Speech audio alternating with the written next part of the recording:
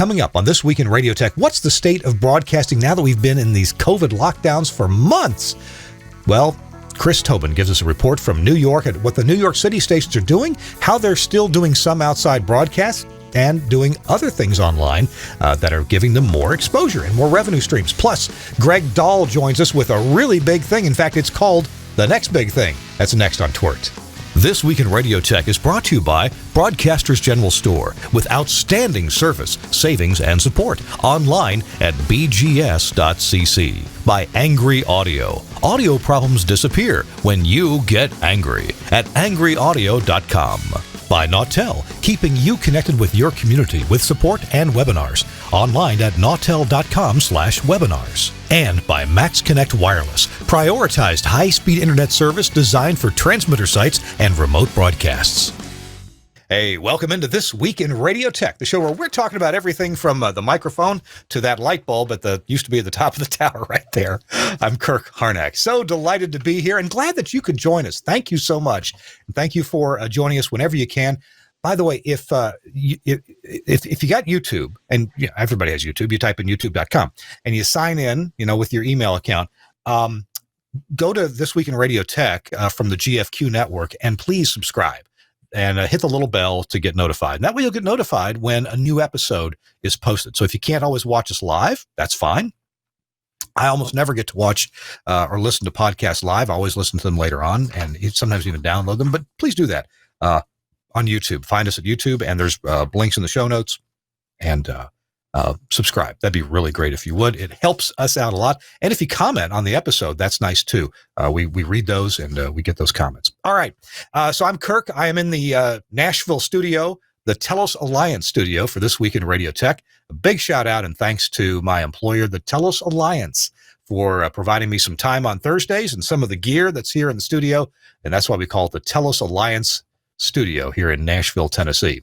Now, Chris, oh my goodness, where in the world is Chris Tobin? Chris, welcome into the show. How you doing, buddy? Thank you, Kirk. I am actually at a friend of mine's warehouse, engineering warehouse. They do a lot of work for broadcasters in the New York City, Philadelphia, Washington, and a couple of parts around the country. And I'm just getting some equipment, picking up some gear. So it's been good. So I spent the day here, and it's been fun. So I'm in New Jersey, a place called DSI RF Engineering. So if you need some engineering work done, give them a call. They're more than happy to work with you and go from there. I don't know a lot about DSI. You've mentioned them before, but I see DSI mentioned with typically big, important, can't-fail projects in the Northeast. Is that what they do? Yes. There's several projects they're involved in, and World Trade Center is one of them and a few others. So yes, that's the kind of projects. Wow. Well, good deal. Well, Chris, we've got an interesting show today where we're going to be talking about on the ground, boots on the ground, what's happening in the New York City area. I've got some questions. You've got some answers. I got a little bit of perspective on this from my end, but we're also going to talk about trade shows and engineering seminars and things like that. And not just the fact that, okay, this is canceled, this is postponed, this is canceled, that's canceled, but how we're making up for it. And is the way that we're making up for it maybe as good? Maybe there's some really good things coming out of this that we're going to continue on in the future. I don't mean we as far as TWiRT, but I mean the industry. And working with a rather large employer, the Telos Alliance, I've got some interesting perspectives on what we're doing there too, and some new collaborations that have been coming along with getting information out there. I think I think there's good things about this. I'm, not happy about all the lockdowns. Not good for business in any kind of way. It's bad for people in a lot of ways. Understand the reasons for doing so, but we're going to be talking about that. Plus, I've got an interview coming up with Greg Dahl. Greg has put together this thing called The Next Best Thing, a media tour. And I'm going to kind of keep that under wraps until halfway through the show when we're going to talk to Greg Dahl about this. But he's put together this thing that's absolutely amazing. And it's coming to a city maybe near you. They're going to make about 40 stops across the USA. So we'll be talking to Greg about that. Hey, Chris, right now we want to talk about Nautel and what they're doing. Every single week they're cranking out a new roundtable discussion, and these are pretty fun. So next week's, that's next Tuesday, the Transmission Talk Tuesday roundtable is about a subject that I know is near and dear to Chris's heart because it's project planning, and it involves, well, I was looking through this thing from Nautel, and it's got this picture right here. Will your 20 kilowatt transmitter fit in this elevator?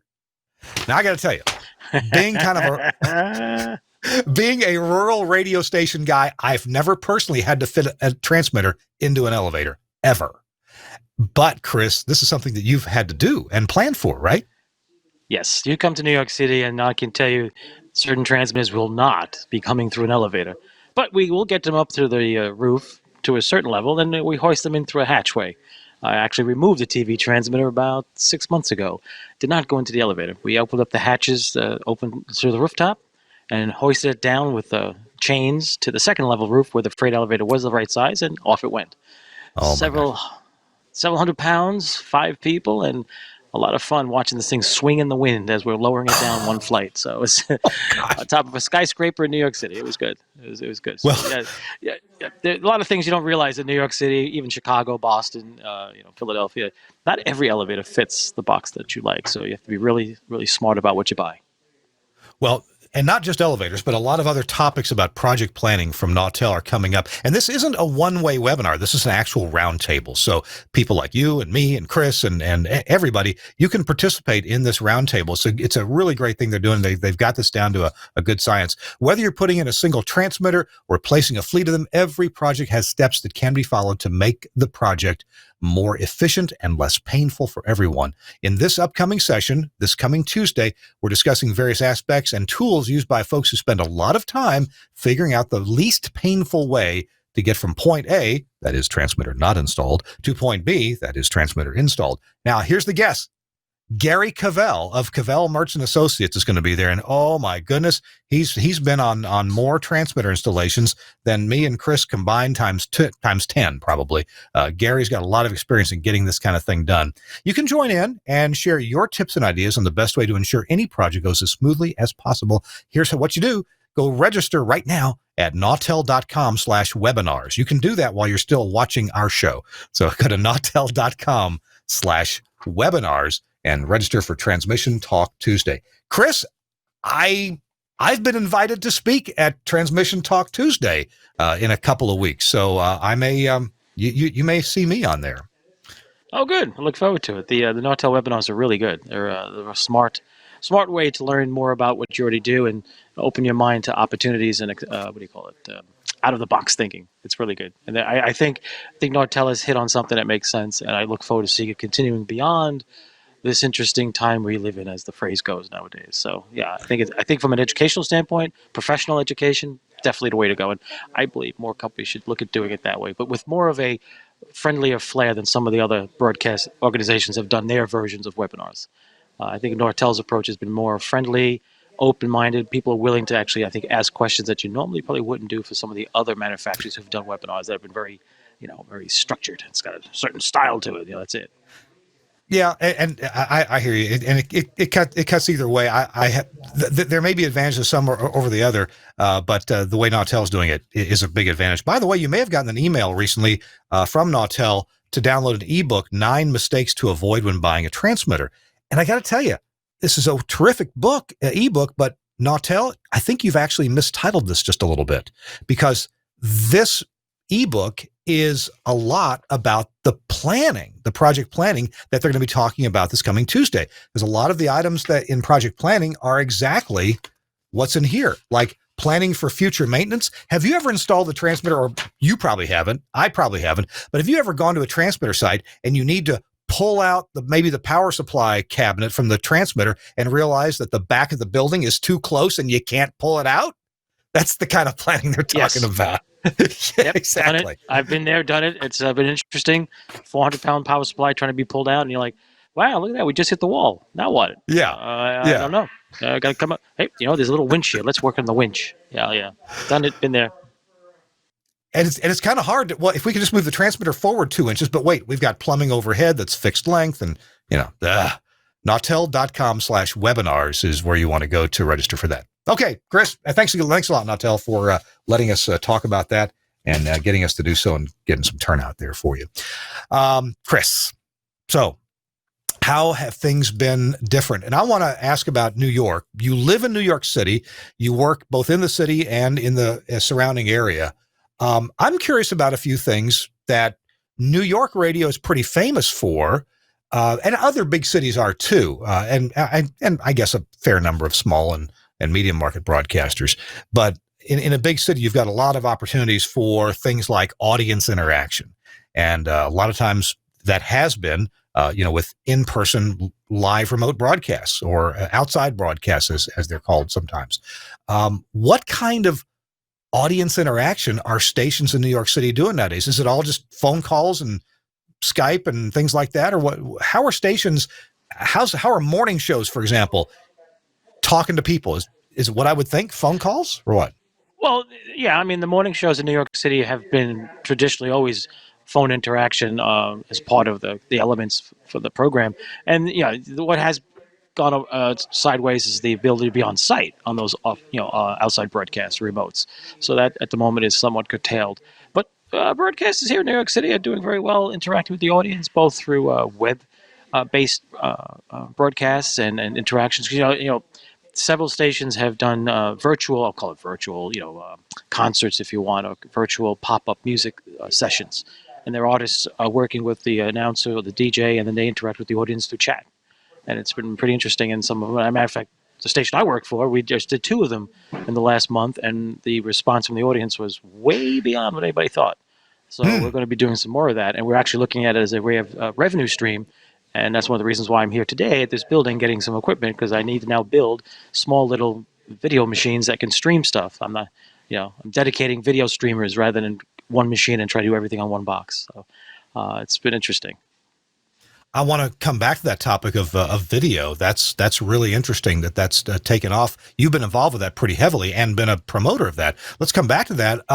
Tell me about, are there any live outside broadcasts going on? I'm not aware of any outright, but I know folks have been on the street a few times doing things. So Yeah. you can do it. There are ways to do it. I mean, the TV folks are doing reporting on the street with no problem. Radio stations. There's been a few radio folks on the street because I've walked around town and go, oh, look, I know who that is. And I know those call letters on that mic flag. Okay. I just keep my distance now to avoid being like, oh, who's standing around you? But yeah, people are doing it. It's not impossible. You really have to start thinking like we used to do back in the day, way, way back in the day, where we got real creative. Back in the 60s, 70s, even the 80s, a lot of programmers would come up with some wacky, harebrained things to do. And at the time, technology wasn't even available to do it. But somehow we managed to make it happen. The audience enjoyed it, and the ratings showed it. So fast forward to today, now you have technology that makes it even easier to do stuff that could be wacky. So I think in some respects, the silver lining to this whole health incident is going to help the business model. I'm sure those that are in high debt service broadcast groups probably can't afford to even think out of the box, but you may have to start doing that. Otherwise, those of us who are doing well and have ways of moving very nimbly are expanding and enjoying the I'll call it the web element of broadcasting.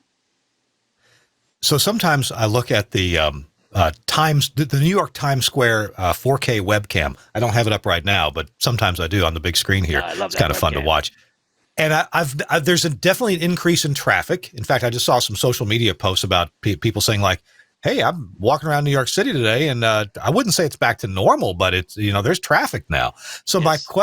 My question is, what has happened to traffic reporting, which is, big in cities and including New York City? What's happened to that? And is it coming back or was it ever gone? It was never gone. Granted, a lot of the reports were basically no traffic to report. Everything is moving around along. There are green lines on the map, no red or yellow. But the reporting has always been there. And now it's getting back to where it's been, where there are delays on the BQE and the Belt Parkway and Henry Hudson River Parkway, George Washington Bridge. All the usual spots are now suffering from traffic jams. Matter of fact, last night I was having dinner at an outside dining in Lower Manhattan, and the traffic from the Holland Tunnel was backed up for 6 blocks, which is particularly very typical at that time of day. So it's back to almost not normal, but close to it. Oddly enough, though, a lot of the offices around the place where the traffic is becoming congested, there's nobody in the offices. So I'm not sure where these people are coming from. Wow. Hey, I've noticed that it looks like my video is getting slow and nasty here. So I'll tell you what, I'm going to, Chris, give you a couple more things to chat about, and I'm going to hang up and possibly reboot and be right back with you. So what I was curious about, going back to our topic before about video, and you work at a station that's pretty hot on video.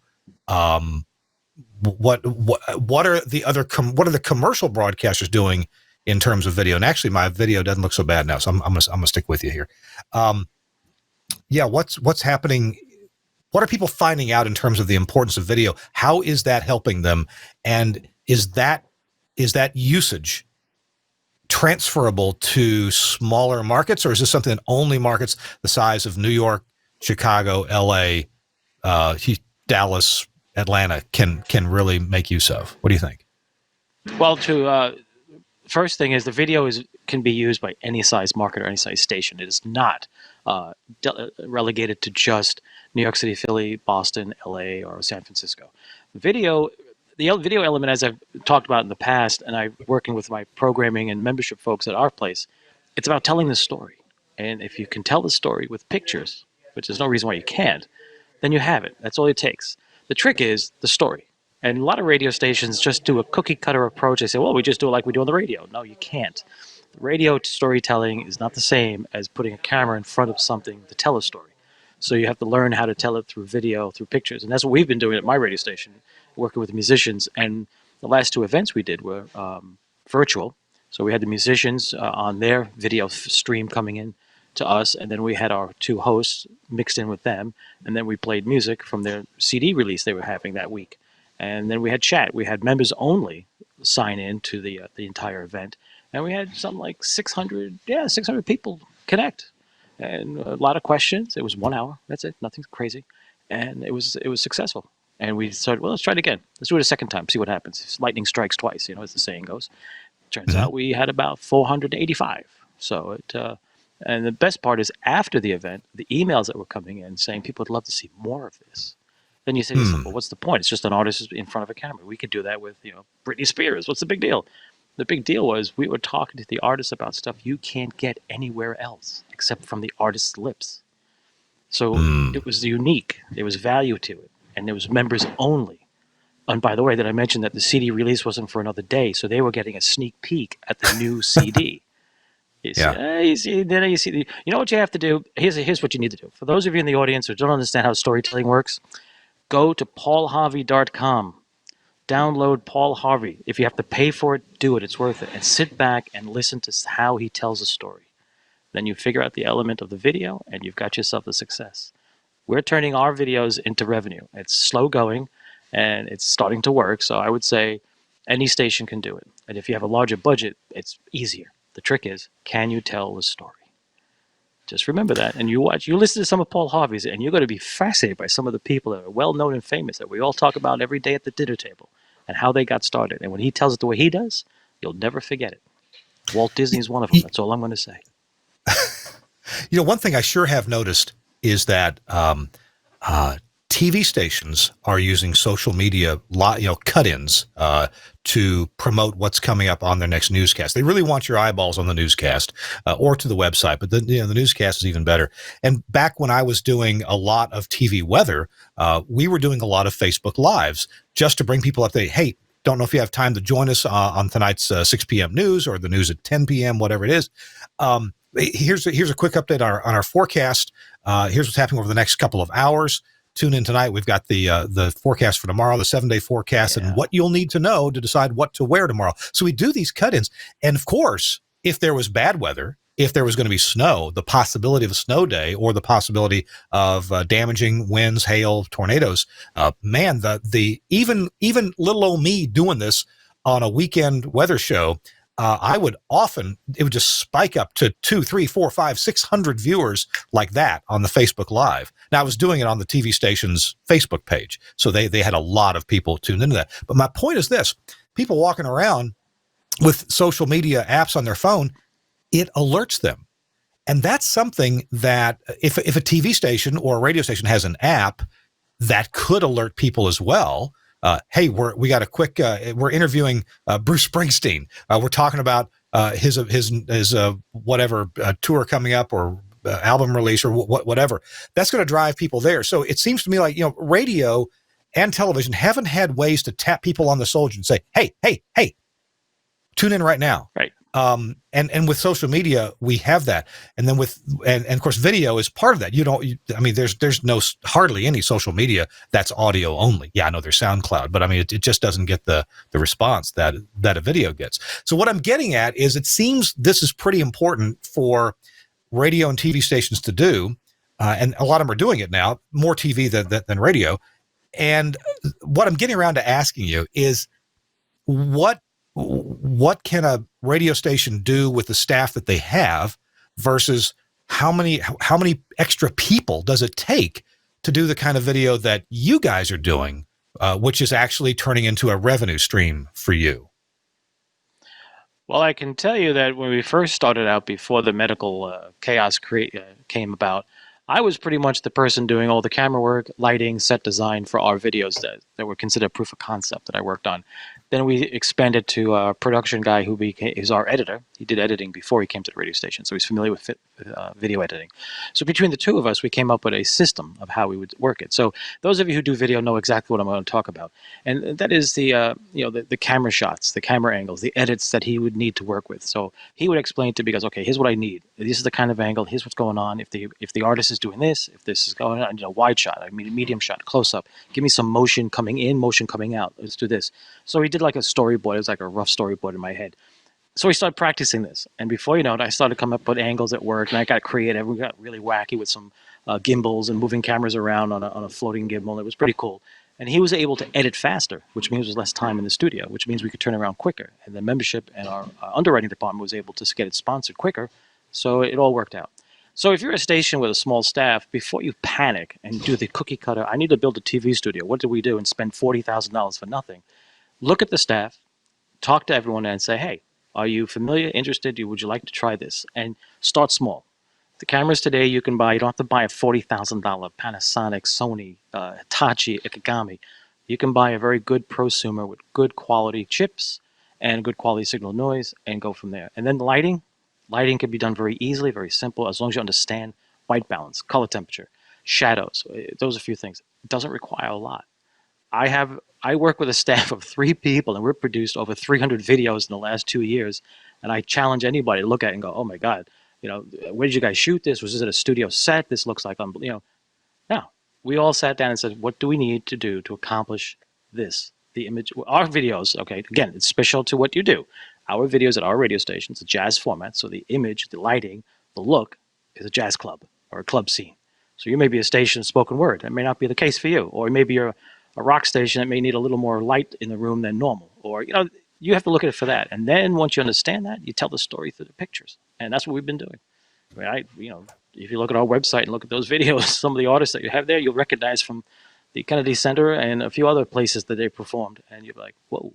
And it's just in our performance space. You look at if you saw our performance space with the lights on, you'd be like, what the devil? How'd you guys do that without this green screen? No green screens, no blue screens, nothing. Wow. All right. And there are more and more tools to produce video programs with multiple cameras out there. There's software tools. This very show is produced with one of those. There are hardware tools like the ATEM Mini Pro, yes. That little thing. Yes. Yeah. So there's more and more tools becoming available. There's one that even that, speaking of the tools and that kind of stuff, is the next level up. If you're doing it live, if you're doing it in tape, I'll call it just live to tape. Start simple with fixed camera positions and then 1 or 2 floaters and build the editing. The key is how you edit the video. Now, if you're doing live stuff, like we do several live, we have two shows we do live every month for public affairs. So there's live cameras in that one, and we do use switching software like the one we have for TWiRT. So that's that second level. We've done a couple of holiday live to Facebook events with musicians in the studio, so it did require switching. But that's our next level. So if you want to get started, get your toe in the pool, go with 3 fixed cameras, 1 mobile or portable, and come up with a plan. And you'll start to realize, wow, we can do it. And then if you have a good editor, a person understands edits, then that person and the camera people work together, and all of a sudden, before you know it, in about 6 months, you start producing stuff just top ahead. You're like, hey, we can do this easy. That's the trick. Once you get to that, then it just becomes, wow, what else can we do? And before you know it, you start trying things out. You're like, wow, this is great. but that's what's missing. I mean, I have talked to several people who've called me up a couple of times. Like, we saw the video of so-and-so, and that guy, how did you get him the Hammond organ, the way it looked, and his key shots, and the Steinway piano he was playing, the view was unbelievable. I said, well, the overhead shot that you saw, which is a Busby Berkeley attempt, and it worked well, was actually a Atlas mic stand, one of the old type huge boom mic stands with a clamp on the top of it, and a Panasonic prosumer camera pointing down, and I balanced the light, and I positioned the focal length, and I challenge anybody to tell me it wasn't a, $20,000 camera shot with a rig or a jig, and we were pulling it back and forth. It was, and when you just look at the back of the making of the video, snapshots I usually do, you'd be like, what? That was it? Yeah, that was it. That was my overhead Busby Berkeley. Shot of the keys, the pianist, and everything looked great. And I had side light coming in. It created shadows and contrast, and that's it. So, yes, I think radio stations need to start realizing the radio is storytelling. And now we have a chance to do storytelling plus. There's no reason why you can't do a quick hit 1 minute Instagram video to tease people. The trick is, like you said, tapping on the shoulder. What we do is we tease people with Instagram, Facebook notes, click hits, say, hey, by the way, we're going to be doing this. Come on out, check it out, be part of what we're doing. And then we bring them into the bigger fold. And that's how you start to build up on your revenue. That's how you start to pay back the cost of doing this. It does work. It's slow. It is not an overnight success. Whatever you think. If you're thinking, well, we can do this in 4 days and we'll be making $50,000 a hit, you know what? Take the Kool-Aid, toss it in the drain, and go sell hot dogs, because that's not going to happen. Okay, that's not happening. Well, speaking of doing these video and audio remotes from wherever you need to do it, Chris, I want to chat for a second about Max Connect Wireless. You've heard us talk about this, and Chris, I know you've got a friend who I guess during non-pandemic times produces plenty of video and live broadcasts with Max Connect to get to the internet to do live streaming. This looks like it's a Cradle Point 4G LTE modem, but it's not your ordinary service. What makes the difference are the SIM cards inside. And our friend Josh Bone at Bone Broadcast saw a need for this, saw a need to go to the wireless companies and say, hey, we have customers that need a higher level of service, that need to get speed isn't the ultimate thing here. We don't need 50 megabits per second. What we need is for every packet to get through. What we need is a guaranteed fixed IP connection on the box so that we can remotely get to it. What we need is for a higher quality of service, fixed IP address, and this thing just to stay on and work. And that's what Max Connect Wireless has arranged for you. Now, Chris has used this plenty of times when he's live on remote, and I've used this as well. We've used this for SBE national meetings. We won't be using it this year because we're not going to be at our national meeting, at least not live. But Max Connect Wireless is what you want to check out. It's spelled funny. Look at how it's spelled, Max Connect Wireless. And there you go. You can choose your carrier, Verizon, AT&T, T-Mobile. If you're in Canada, there's service available now in Canada as well. And there are literally now hundreds and hundreds of these units, not necessarily Cradle Point modem. There are other brands as well that work fine. And they're at transmitter sites as a backup. They're at transmitter sites as the only way they can access the remote control. Or maybe it's a backup way to access the remote control. Maybe it's a backup for a modem. For a codec to send audio to it. These are also great on the road. If you want to do, a live broadcast when you can, where you can, this will get you the coverage that you need, and you won't be blocked by all the other users in the area because you get your own special bandwidth with Max Connect Wireless. This is worth checking out. Yes, of course, it's a monthly fee, just like you would pay monthly for a MiFi service or something like that. But your data does get through, and you get that fixed IP address. So this is terrific. You can use this with a codec and push to it, remotely push to it, because that IP address doesn't change. Please check it out, Max Connect Wireless, and patronize them. Let Josh Bone know that you heard it here and we sent you. I believe in this product. It's really good. Chris does too. And we enjoy the relationship that we have with them. All right, moving on.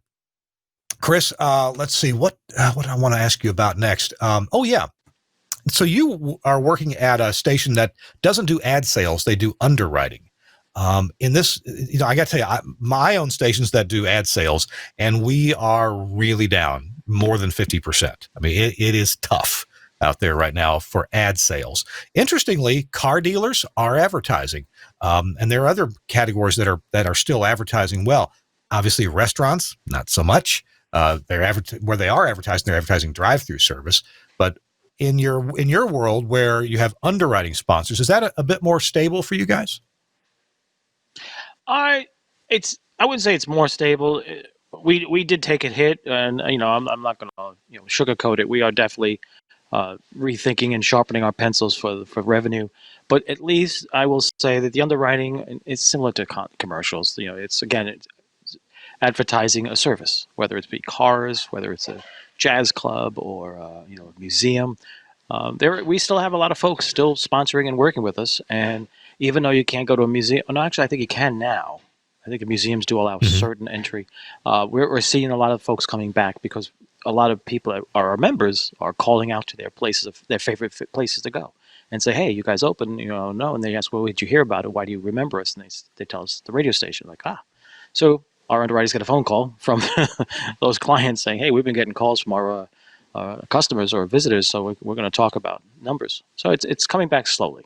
But I don't think until outdoor stuff can open up and nobody has a problem, everybody's impacted. Whether you're commercial or non-commercial, you're going to be impacted. So we have to wait and see. But we're making good, and that's why we're doing a lot of virtual music work with the musicians, and we're finding that is a new, interesting one-on-one approach. And I think a lot of radio stations should start rethinking how they do stuff. Don't just stick a camera in the studio. Don't do that. Mm-hmm. Think Mm-hmm. about the storytelling and slash interaction, and I think you'll find out there's a lot of stuff you haven't even tapped that you can now capitalize on, or I'll call leverage. Now, for a lot of stations, putting a camera in the studio and streaming that live would be a first step. It's the first thing that they maybe can do, and there are some. I wouldn't call them podcasts, but there are some videos on YouTube that I enjoy. There's some political figures that will make their way into a Washington D.C. radio studio, and they'll do an on air on the morning show or the afternoon show once a week, maybe. And sure, I could listen to that, but it comes up conveniently on my YouTube feed because I've subscribed to it, and I get to see it. Now, it ain't a whole lot to look at, but at least it's the same content that this person who I'm interested in was talking about on some DC area radio station. So, it's possible to do that kind of streaming badly, I'm sure, and it's possible to make it a first step. But I agree with what you say. If you can tell a story with it, and these musicians, you mentioned musicians. I guess a lot of musicians, they don't have venues to play in right now, right? So that's correct. They are. Hmm? Well, we're working with some to open some venues to work in so they can perform, and then we'll do the audience via virtual. I'll call it that. Yes, there are a few places that are actually. The public isn't invited, but there are some places that will let the musicians who have worked together perform to do something. So that's what we're working on, and I think that's where there's an untapped resource. It's something that no one thought would even make any sense, but it does now, and we're trying to push it in such a way that the barrier to entry is almost zero. If you're one of our members, you just get a link, you click it, you go, you're in. We're doing our thing for the hour. You're out, done, and we change it to something else for the next time. So you can't just pass it along. But we're trying to add value. Last week we had Jimmy Heath, and it's just like, wow, before the album came out, which is the next day. So everybody loved it. That's what they go for. So same is true for, say, a spoken word station. Like I for the longest time, BBC Radio 1 or Radio 2 was it? I used to watch a couple of times. They have the camera in the studio, but the only time they really use it is when they're doing interviews. And I was like, now this is the way to do it. So I got a chance to watch them do interviews with a couple of UK actors, and it was great. It was like, perfect storytelling. I knew who the actress was. I enjoyed the movie she was in. I was like, I get this. And the stuff you could get nowhere else. I looked it up. You couldn't find anything else. Perfect. And that's what they do all the time. That's what they have been doing. I don't see that a lot here in the States at times. The stations that do that tend to be the smaller stations that have more intimate relationships, I guess, or work with people in their community. So they get that element of, hey, let's sit down and chat. It's like two guys at a bar talking about their favorite sports. That's really how I always equate it to. You and I are talking about broadcasting, engineering, and then engineers need to be a little artistic. If you're not artistic as an engineer, you pretty much are just pushing pencils. You're not doing anything. That's 2 and 2 is 4. That's easy. I know that. But how 2 and 2 and 4 you get there, maybe that's the journey. That's the fun part. And we need to start thinking that way right now, because if you don't, it's going to cost you. Chris, we're going to pivot just a bit, and in the second half of our show, we're going to talk about the trade shows, and more importantly, I think, or as importantly, certainly, the seminars that different state associations put on for engineering education. And we're also going to talk about manufacturers and their efforts. I got to tell you, at the company that I work for, the Telos Alliance, we're making big efforts to get information out there, and I think that we're doing it in a way that I got to say, I think it's a higher quality than we would do just for all the prep for NAB. There's so much logistical prep for NAB that we have to focus on just to get, a truckload of equipment out there and set it up and make it work. Whereas now we don't have to worry with all that. We can show demos. We can take questions. We can have actually longer conversations than we typically have at NAB. We got more time for that one-on-one. So we're going to move in that direction. I want to take just a bit here, though, and show from the SBE, they're not going to be having their annual meeting in the fall in New York State this year. But we do have an announcement to make here about RJ Russell being the engineer of the year, SB's engineer of the year. This is announced in Radio World just a couple days ago. It was announced there. RJ Russell is SB's engineer of the year, and I've gotten to work a little bit with RJ. Well deserved. Congratulations. This is a hardworking and smart guy, and he deserves every bit of this award from the SBE. Also, Fred Baumgartner is the SBE Educator of the Year, and also so is Roland Robinson. So it's just great to see these gentlemen getting this award from SBE. Congratulations. I want to make sure I gave a shout out and mention to these guys. So coming up in just a minute, we're going to have this interview with Greg Dahl. Since the NAB got completely canceled, they did a couple of webinars with some of the people who were NAB sponsors. But you might remember there was an NAB roadshow that was done some years ago, and I've been writing his name all day long, and I'm sorry it's on left the tip of my tongue now. I think it gets mentioned in this interview. But my friend Greg Dahl has put together a traveling tent show. Can you believe that? A traveling tent show for outdoors. So coming up in our next segment, Greg Dahl is going to talk about this traveling show. It's called The Next Best Thing, a media tour, and it's the next best thing to being at NAB. And he's bringing a lot of equipment, and a number of equipment manufacturers are going to be along with him. It's all going to be outdoors. It's going to be intense. It's going to be, intense. I don't know if it's going to be intense, but it'll be intense, and they'll set up in large outdoor spaces in 40 different cities. So hang on. Details on that are coming up. This Week in Radio Tech, episode 505. Hey, it's Kirk along with Chris Tobin. And as I said, Greg Dahl coming up. Our show is brought to you in part by our friends at Broadcasters General Store and Henry Engineering. Henry Engineering, Henry Engineering. You need to look at their website because their website has all kinds of cool stuff. But we've been talking about the Henry Superlight. The Henry Superlight LED Tally Light Controller. This little dude is cool because it fits with the times. Maybe you've installed some of the Henry Super Relays back when everything we were controlling was, 110 volts, and we had that on barrier strips. But now so many of our lights and our indicators are LEDs, and the Superlight LED Tally Light Controller is perfect for that. It's a logic and control interface for controlling low voltage studio tally lights. It can directly power 12-volt DC LED tally lights up to half an amp, or 500 milliamps. Superlight includes a flasher circuit, just like the old Super Relay, as well as a double-pole, double-throw relay output that can be used for any low-voltage switching, speaker muting, or other utility use. The LED output can as I said, drive half an amp. It can sync up to 1 amp if used with an external power source. So maybe your LEDs take a little bit over half an amp. You can still get by with this. Just use an external power source. And like I said, you can set it to flash if you like. It also has a control link that goes through it. This is on the RJ45 connectors. So you can actually daisy chain a number of these together for your wiring convenience, and you get to use the convenience of using Cat5 cable and RJ45 connectors. So there's not a bunch of, stripping wires and twisting and getting them to fit under screws or crimping spade connectors on. All that's gone. You just crimp an RJ45 on the end of a cable, and now you can set up inside, just open the top off and set up inside which pair of wires that this particular super relay, or rather super light, is going to respond to. So it's a really smart way to make all that work. I think it's just as cool as can be.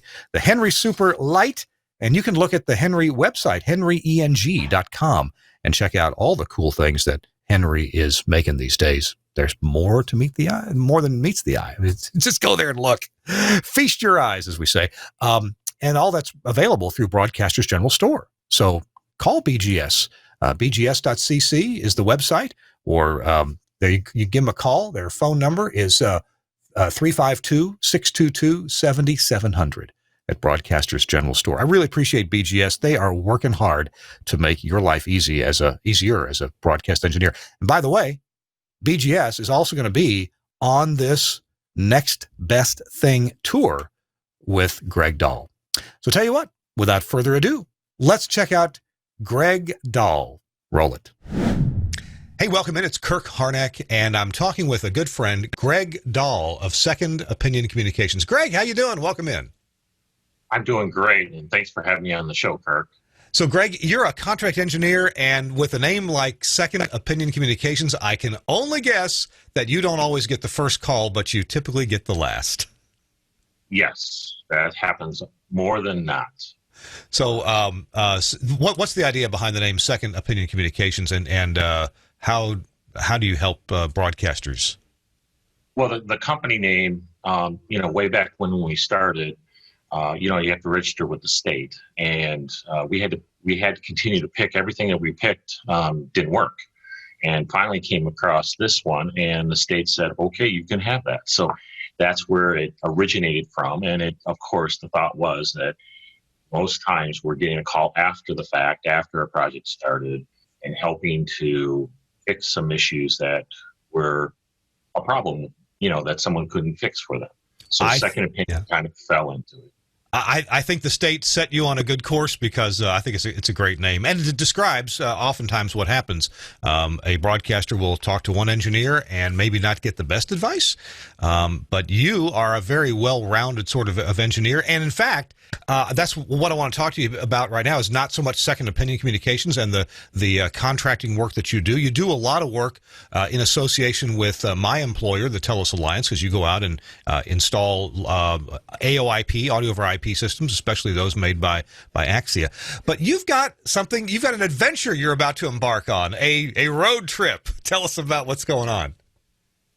Yeah, so back when all the COVID-19 started, we were on a conference call in April, and we're trying to figure out, just like everybody else, what can we do to continue with business and be safe and responsible and all the other things that we're looking for. As you know, a lot of people have ventured into the video, something that you've been doing for many years, but now a lot of the conventions that have postponed or canceled are moving in that direction and such, which works out really good because we get to sit in the luxury of our homes, our offices, and see a video webinar, and we're all safe and happy with that. I wanted to do something different. So the thought was that with the conventions, we always go to the convention. We go to Vegas. We go to wherever they are, broadcasters clinics in Madison, Wisconsin, things like that.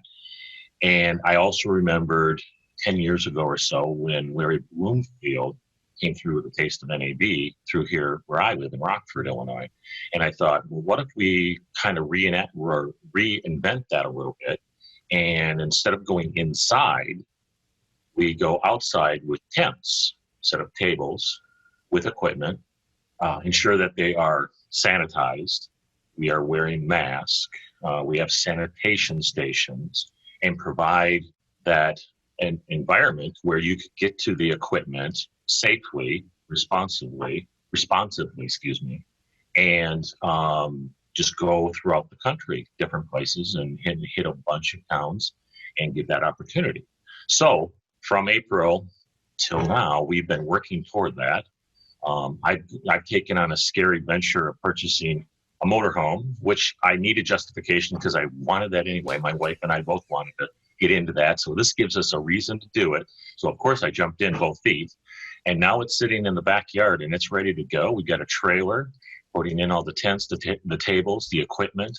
We've been coordinating with everyone that's coming along and doing this. We're around 20 vendors, manufacturers.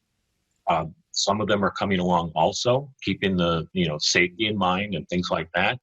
They're going to, we're doing 3 different legs, and the first leg from here in the Chicago area, we're going to go west, and then we're going to loop around and come back to the top side of the country, avoiding any problem areas, not trying to cause any conflicts and stuff like that. All we want to do is show the equipment, talk about what is new, what is existing.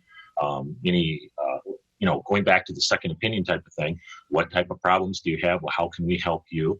And things like that. So I think it's a great idea, or it's going to be the craziest idea, and we're going to find out starting next week. I think you're going to have great turnout as you go city to city. What's your first stop? Where are you first setting up? We are going to St. Louis first. And what's the date for that show? That will be August 10th, this Monday. And we're starting, it's 11 to 2. They've been sending out notices from the local SBE chapter. We're also sending out notices. There's also going to be some social programs going on. And don't ask me where they are right now, because I'm not overly involved with that, and I don't know where they're at. I know they're on Facebook, I know they're on LinkedIn, but I don't know the names of them. We've got to get that out yet. And I guess I'm the wrong person to ask on those, because I don't do social stuff very well. So you may not have the whole list in front of you, but give me a couple of highlight cities over the next few weeks, and Sure. and then we'll talk about how people might. I guess they're getting. People who are SBE members are getting notified because you're coordinating this through local SBE chapters. Probably the best way to get local engineers. But back to that question, what are a few of the cities you're hitting first? St. Louis, and then what? St. Louis, we're going to go to Columbia, Missouri, Kansas City, Missouri, Colorado Springs, Colorado, Denver, Colorado. That'll be within the first week. Then we're going to Salt Lake City, Reno, Eugene, Oregon, Portland, and Seattle for the second week. And then we're going to come back in the top of the country. We haven't confirmed a couple of those in that section there, but we're working on that. But, we're hitting across there, we're going to end up in Minneapolis at the end of that week. That will give us 3 weeks, and that's our first leg. Wow. So your first leg is 3 weeks. Well, if there's any chance to get Nashville on your list, I'm happy to make sure our SBE chapter is extremely well aware that you're going to be here. So, just keep me in mind if you can for legs 2 or 3. Well, leg 2 it's included in there. Really? We already know where we know where we want to go. We just need to contact the local SBE or contact, some friends in the area to find, because basically what I'm doing is asking for a parking lot. 50 feet by 50 feet, and we'll set the tents up. We're self-contained because the motorhome has a 10 kilowatt generator, so I can, power a small city, I feel, in there. So we're self-contained in that way. The tents, the tables, nothing else there. We're going to provide bottles of water. We're not going to do any real food because of our current situation. Because normally with radio, we associate getting together and food. And in this case, we have to be careful, and so I don't really want to put food out there just in case. Yeah. Well, bring your own sandwich. So the tour is called The Next Best Thing, a media tour. Is it focused on radio, television, or do you have some of both? We have some of both. So we're trying to cover both sides in there. And that's the exciting part, because I get to see some of the TV stuff that I don't normally get exposed to. I'd like to get more into TV, but, the radio stuff I'm so engaged with. TV is just a little bit different for me. I know in the transmitter, it's, basically the same and things like that, but I just never really gotten into it. And now I'm getting better exposure for it. So I'm learning in there, and that's great. That is awesome. All right. So, what's the best way that people could find out about this? I know you're partnering with several people. One of them is Broadcasters General Store, right? Yeah, Broadcaster General Store, Yellow Tech, some of the other vendors we have in there, Econco. So, I didn't have a list with me. So That's all right. I remember that stuff. Dielectric. Interesting story about Dielectric. We received their gear from UPS, and they took a crate and put a filter in it. And when I got the filter, or the crate, I should say, the top's missing. And I'm looking right down at the filter, and I look at the UPS driver and go, the top's missing. Yeah. I'm like, okay, that's a little different. I don't usually get a small crate with the top missing. And unfortunately, Dielectric had sent a picture of everything that they were sending, and it had a top on it. So for a top of a crate to come off, that takes a lot. And, we ensured that he noted on the delivery that the top was missing just in case there's any equipment missing, which appears it didn't. But how often do you get a crate without a top on it coming right from the shipper? Wow. I tell you what, sometimes customer service is lacking, or care it apparently is lacking. But we've all seen those videos of people's from their Ring video doorbell or their security cameras, yes, of a TV being dumped over the fence. But I'm glad it came out okay. But if there was any damage, you could get it solved. But wow. Well, I guess you're going to be handling the gear a little more carefully. Are you in your trailer carrying all the tents and all the display gear, or is the display gear coming along separately? No, it's all in the trailer. Wow. I have a 12-foot trailer, so the motorhome is 44 feet plus the trailer and the hitch. I'm at 60 feet, and it's like, wow, that's pretty long. I'm as long as a semi-trailer. All right. St. Louis, the first stop, and that is this coming Monday. Be in touch, folks, with your local SBE chapters, because generally speaking, you're coordinating this through SBE chapters. Is there any one point of contact where a person could see, hey, am I on the list or not? Or how can people best find out about anything more about this tour? Probably at this time, it's best to contact me directly. And should I just my email address? Sure. Yeah. Which is Gregory Dahl at secondopinion.com, all spelled out. I will put that in the show notes of this episode. Okay. Thank you. If you like, I'll not make it. Well, I'll put a space in there somewhere so that spam bots don't pick it up as well. Okay. I think they've probably programmed around that by now, but anyway, I'll put that in the show notes, and people can email to you. You ought to put Dave Kirsten on that so that he's responsible for all that. Yeah, not like he doesn't get enough emails already. That's right. Greg Dahl, it's been great talking to you. I'm looking forward to the next best thing, a media tour. How many cities altogether do you think you'll have? Over 40. We are definitely doing over 40. Wow. No question about it. All right. And it's easy to get over 40 because this first leg is 15 right there. Yeah. Hey, so when you come to Nashville, maybe we should do a live remote on This Week in Radio Tech from the event itself. Yes. Since we do have control of the schedule, we can see if Nashville can be on a Thursday. That would be great. If it's not, we'll record something. That would be okay. But if it happens to be on Thursday, that'd be great too. Okay. Greg Dahl, Second Opinion Communications. We'll put your link in the show notes, and people can ask there about, hey, what about my city? You're going to get a lot of that. But 40 cities. That's great. That means people are interested. Right. That's right. Greg Dahl, Second Opinion Communications on This Week in Radio Tech. Thank you, Kurt. That's great to talk to Greg, and I'm looking forward. I wish I could drive to St. Louis for the very first one that's coming up next week, but check this thing out. Your local SB chapter should know if your SB chapter is involved with this or not. Chris, I don't know if they're coming to New York and New Jersey, but they got a bunch of cities, and if the first leg is 3 weeks long, I don't know if the second and third legs are the same, but they're going to be on the road for over 3 months, I think, with a motorhome and a trailer full of tents. Why not? It makes total sense. I think it's great. It's something different. Why not? Let's do something different. Why do we have to do the same old thing? I'm excited. I hope he can schedule something nearby. I'll drive to it. I've got a feeling that Greg Dahl. And I mean, the guy's amazing. He does great work. He's very meticulous and very thoughtful in his, second opinion communications. You get a second opinion, get Greg.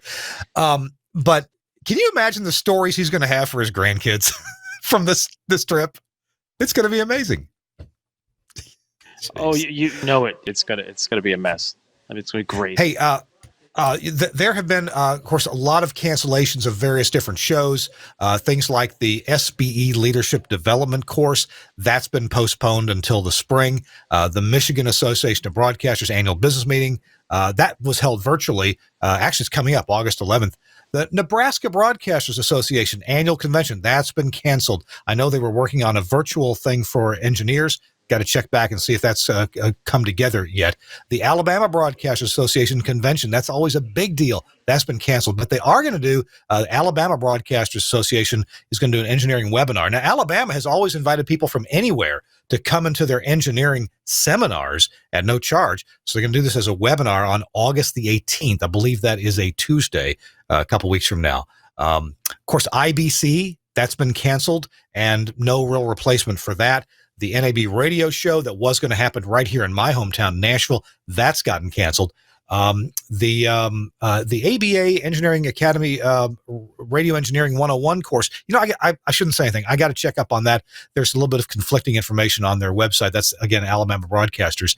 The Society of Broadcast Engineers, SBE, they have a big annual fall meeting. They do awards. They have an awards dinner. They have they have an actual meeting where we vote and we set the course. We introduce the new board of directors and things like that. That's all canceled in person. It was going to go up in New York State. They're going to do a virtual meeting now on September 22nd and 23rd, a couple of virtual meetings. So we'll keep you updated on that when the time comes close. And I know I'm involved with some of that information. By the way, if you haven't voted yet, I am in the running. So I wouldn't mind your vote at all. I can't promise you an RJ45 crimper in every toolbox, but I would appreciate your vote. Hey, Chris, we got time for a tip of the week here in just a minute. So if you will stand by with your tip of the week, that would be just awesome. This Week in Radio Tech, episode Absolutely. 505. Episode 505 is brought to you in part by Angry Audio and by Studio Hub. Folks, you hear me talk about almost every week, the high-quality Studio Hub cable adapters to go from whatever you need, whatever professional connection you've got on your equipment, to an RJ45. And, of course, you put a Cat5 cable into there and run it over to your AOIP equipment. So, or just to your general wiring scheme. It doesn't have to be AOIP gear. Studio Hub came out with their wiring scheme with using Cat5 cables before there was ever any AOIP equipment. So you can really do nice studio wiring using Cat5 cables for your audio, whether it's analog audio or AES3 digital audio, or, of course, AOIP audio. You can do all that. But right now, they've got a deal going on that you can get a 20% discount on everything Studio Hub. Talk to your dealer. Say, I want that 20% discount that Angry Audio is offering, that Studio Hub is offering, and get your discount. And when you do that, the price of Studio Hub comes down with 20% off. The price of Studio Hub is really no different than the other knockoff brands. And so you can get original quality Studio Hub cable adapters, actually all the Studio Hub gear that you can get at 20% off. So it's quite a deal. You need to go stock up now and get yourself Studio Hub. One other thing to mention, this has been highlighted in Radio World last April, and I think it's very worthwhile. This is the Angry Audio Bluetooth audio gadget. I love this thing because this is an easy way to conveniently get, by the way, it's a no-touch way to get your cell phone into your audio console and your audio console into your cell phone. You can use it like a telephone hybrid. Use your cell phone becomes your hybrid, and the audio gets in and out of your console with this. It's Bluetooth up here, and it's audio connections in the back. There's AES digital and there's analog, both. There's also stereo because it can play stereo from your phone. So if you've got some cool songs in your phone and they're only in your phone, You can play them right through here, and you get the high quality mode when you're in the one-way direction. So if you hook your cell phone up, you say, hey, I want to play audio, it automatically selects the highest quality mode. Whereas if you are doing a two-way conversation, as using it as a phone hybrid, then it selects the low latency mode. Quality's not as high, but it certainly is as good as any, but better than any POTS line you're going to find. So check that out from Angry Audio, the Bluetooth audio gadget. And remember, 20% off everything Studio Hub. Talk to your dealer about that and get your order placed. And you don't have to put up with the knockoff stuff anymore. Thanks a lot, Angry Audio, for sponsoring This Week in Radio Tech. And I would appreciate if you will go check that out. All right. Woo! Chris, it's been a nice show. It's been nice to talk to you. That's really been pleasant. And now you're going to talk to me with a tip of the week, aren't you? Well, a tip of the week will be a very basic one. It's given the conditions we're all operating under and working with. I would say if you're operating a facility that is unstaffed or unmanned, whatever you want to call it, and you're relying on that facility's tech ops center to keep everybody connected to the facility and workflows are continuing, it's time to PSs. It's time to check your power source. It's also time to check the generator because you may not, you overlook these things while you're in crisis mode, and all of a sudden one day somebody calls and says, I can't connect remotely, or I can't get to the server, I can't do this, and you get yourself out to the studio and you find yourself in the dark. And like, ooh, look at that. So I would say it's time to do a quick check. I've been doing it last couple of months now and discovered a few things about some of my UPSs despite the diagnostics test setup. So I did some pull-the-plug methods to testing and discovered that even though the diagnostics said the batteries are good, they lasted about 4 minutes. So it wasn't a good thing. So you should check. And also during these times of running around and trying to do multiple things and the spinning dishes on a pole as we all are doing, document, document. And do not rely just on your phone or your tablet as the source of information by typing in notes or whatever. Because if the battery fails, the tablet gets smashed, you're in trouble. I say this because 2 days ago, working with somebody, working on a project, they called me and said, I can't do the test with you. I said, why not? My son smashed my tablet and I can't get to the information. I see. Okay. So, it's worth putting it on paper somewhere, just at least, the primary stuff. I'm not saying day to day, but just primary information. Best document both electronically and on paper. It's okay. Pens and paper is still a legitimate form of communication. It is. Yeah. Oh, and so it could be a great philosophical conversation, but we're not going to take the time to do it right now. I have found for my own documentation, yes, there are things that have to be up on the wall, in a notebook, on a notepad, things that you need to reference quickly.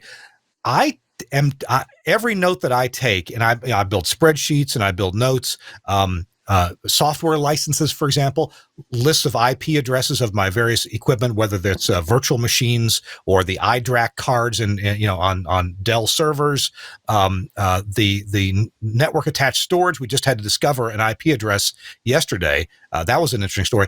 I put all those things into Google Doc, and I have that shared. It's in my personal Google Docs account, and I have that shared with the station's engineering account, so that no matter which account I'm in, I can quickly get it. And there are people at the station, the other owners, that have authorization to get into the station's own engineering account, so they can look up anything, especially if we have to reinstall some software. The license codes are right there. If we have to reinstantiate a stream server, the streaming addresses and passwords are all right there, so we don't have to spend a whole lot of time with that. But I'll tell you a story where most everything gets labeled, but we had a network attached storage unit, Netgear's ReadyNAS, that got stupid yesterday, and we couldn't figure out its IP address. So we got somebody at the radio station to go find the MAC address on the back of the unit. And it was hard to read, but they could make out enough of it. I wrote it down. Then I remoted into the router, and the router has an IP scan function. And so I was able to scan the network. Find that MAC address and go see what its IP address was. Well, as soon as I did that, I went to its IP address and then I bookmarked it. And so now it's bookmarked in Google Chrome. So it means wherever I open Google Chrome anywhere, I've got its IP address right there. Now, I'll probably make a note of it also in Google Docs, but I'm loving, and I can access that, by the way, with a phone, with a tablet, with a computer, anywhere, as long as I can just get into that Google Docs account. I agree that isn't the only place it should be, but being able to log into a PC, go to Gmail or Drive and log in, and I've got all the information I've ever put in there. That's a real benefit for me. What do you think about that? Is that, you still like paper, don't you? Is Chris still there? Did he drop off? Sorry, no. Yeah, for some reason, oops, there we go. Yeah, there was a momentary drop. Sorry about that. No, yeah, I was just about doing it all on Google Drive. So open it up, no matter where I am in the world, I can open it up, cell phone, whatever, and I've got that information that I need. I found that to work pretty well for me. Yeah. Yes, I use the Google Drive, Google Docs on a few things, and it does work. I'm just saying that there are times when you may be somewhere where you may not have access to that electronic tethered that's true. information pipe. And, I've had places where I've been recently at 2:00 in the morning. The internet wasn't available for some reason. So thank God I had a little black book with info. The bar you frequent doesn't have Wi-Fi? Oh, they stopped that a long time ago. I bring my own hotspot. Hey, we got to go. Chris, it's been enjoyable spending this hour with you. I really appreciate it. We do have coming up.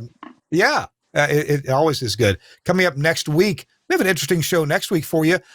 It's Audio Builders Workshop with Chris Kincaid. Now, have you ever heard of Audio Builders Workshop? Chris, you turned me on to this at an AES convention. The Audio Builders Workshop, it's really for kids of all ages, but they help people, I guess, typically high school, college students build their first electronics. And they have just a lot of high quality microphones to just a whole range of things. Chris Kincaid is heading that project up now. And so we'll be talking to Chris Kincaid with Audio Builders Workshop. I believe I went and ordered a kit that I need to put together with my son. I need to do that this coming week before we do the show next week. So that's what's coming up. Chris, thanks for joining us from New Jersey. I appreciate you. No problem. Anytime. And thanks a lot to Suncast for producing the show.